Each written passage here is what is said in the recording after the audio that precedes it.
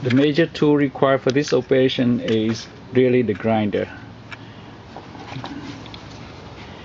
It's an electric grinder, and I use the so-called cut-off wheel, made for metal cut-off wheel. You can use a 4-inch or 4.5 inch. The 4-inch is easier because you can cut the slot better. Okay. You need clamp to clamp the piece down to the workbench so that you can cut it, and a file to deburr all the sharp edge. Okay, I have the back plate clamped onto my little workbench inside my shed, my little workspace. Make sure you wear goggles and gloves for your own safety.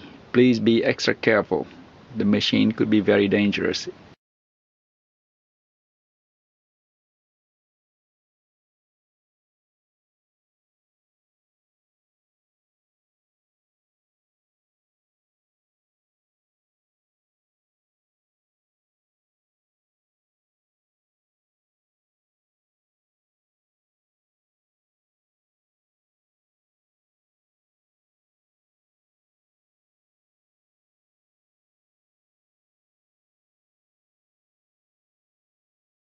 Initially I used the round side.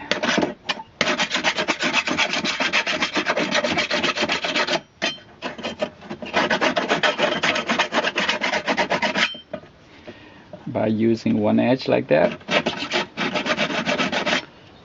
turn it the other way.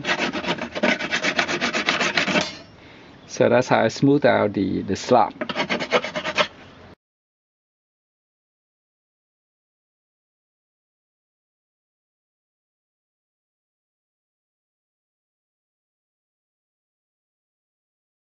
Once the two back plates are done, they should be able to interlock and stand on their own just like that. We can now proceed to cut the side plate.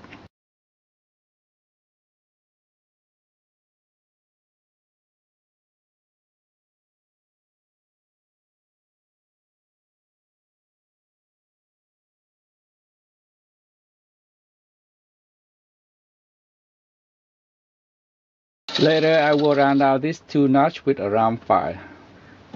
The slot for the bottom plate, the red line here, will require a so-called a plunge cut.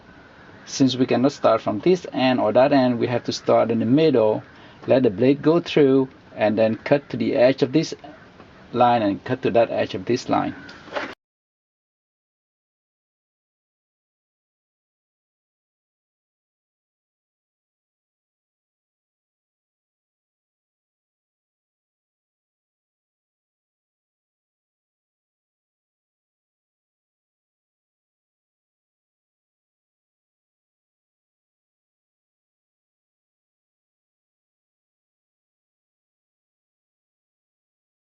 Now we'll be working on the top feet front plate.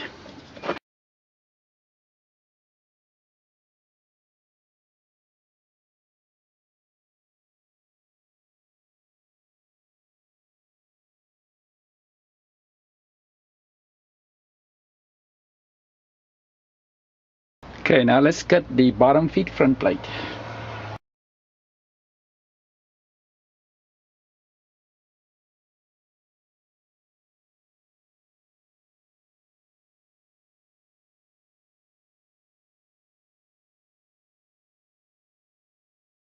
So we'll cut out those 4 notches. Notice that how the tongue of the bottom plate doesn't quite fit into the side plate yet. So I have to enlarge this hole to the full extent, make it either longer.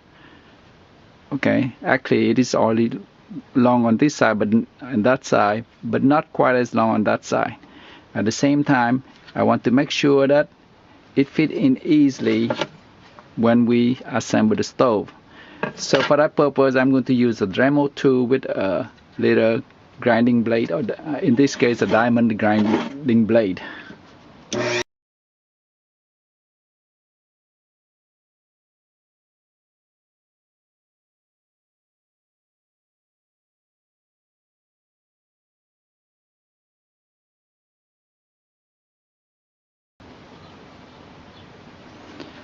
Okay, the right side tongue of the bottom plate now go into the right plate easily.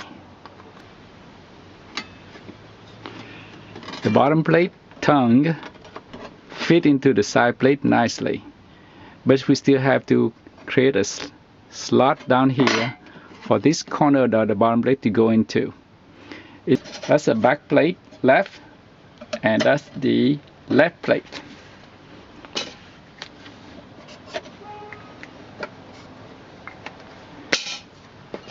We know the bottom plates have to be roughly at about the same height. So we're going to do that. And since we don't know, well, I'm going to guesstimate distance between that two.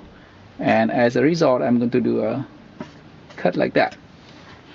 Cut this piece out and see whether the bottom plate go in and fit right there.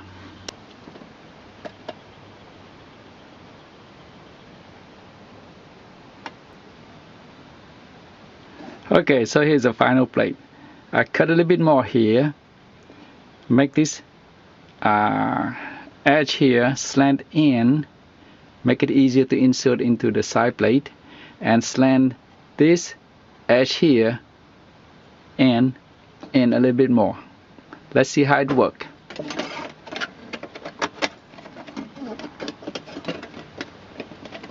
Of course, it worked like a charm. So we basically do another change to the back plate. Basically, instead of doing a plunge cut for a single slot, we do a V-notch here. Okay. I guess again it's easier to cut. One cut there and one cut there. Likewise on this side, and the bottom plate will rest on that ledge. Okay, so here's the finished stove. Back panel left and right. The left plate,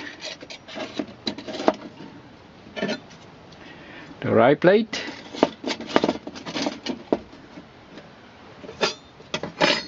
the bottom plate,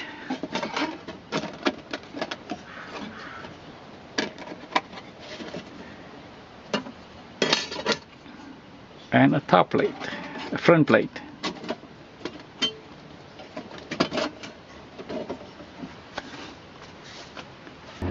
Another construction note regarding the front plate: you want to cut the front plate, I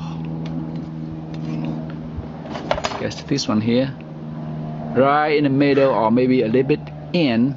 Okay, the idea is when you slide the front plate down, okay, it should pull in the side plate and hold the bottom plate in place securely.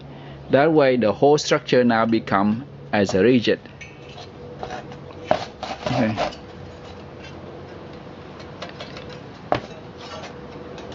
So the tension of the side plate on the bottom plate keep everything in place.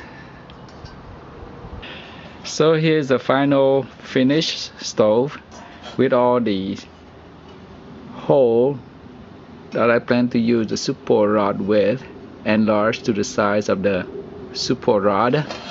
Same thing here on the back.